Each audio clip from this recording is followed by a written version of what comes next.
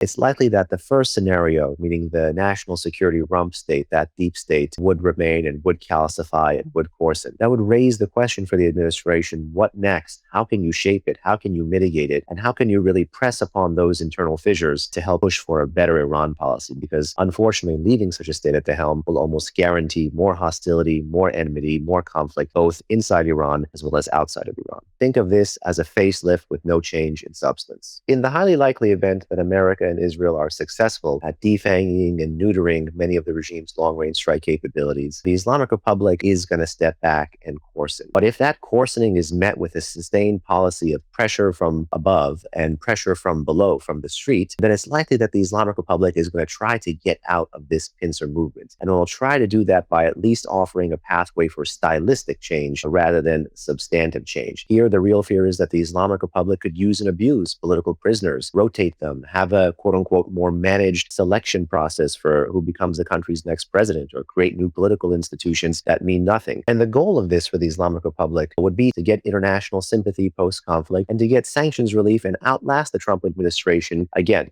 If the U.S. and Israeli air power is able to instill fear across Iran's national security state, to get the guys with the guns off the streets, or get them to understand that they have more to lose by staying in a fight and defending a regime that is essentially a zombie, this can actually pave the pathway for the next round of protests. Many people believe, for example, that the Iranian population has been cowed and is now afraid given the violence against them. That is not my understanding of the population. They are angry and they are determined and they're looking for an opportunity, and a gutting of the security services and a shredding of command and control could provide them that opportunity. And just to be clear here, the chances of a civil war would only rise if and when there are armed ethnic or localized insurgencies that play to the fears of a balkanized or fractured Iran. Iran today is smaller than it's ever been in the past 500 years, but it's also worth noting in the past 500 years, anytime the center has collapsed, there has been a rise in peripheral and local authority. So there is that fear here again.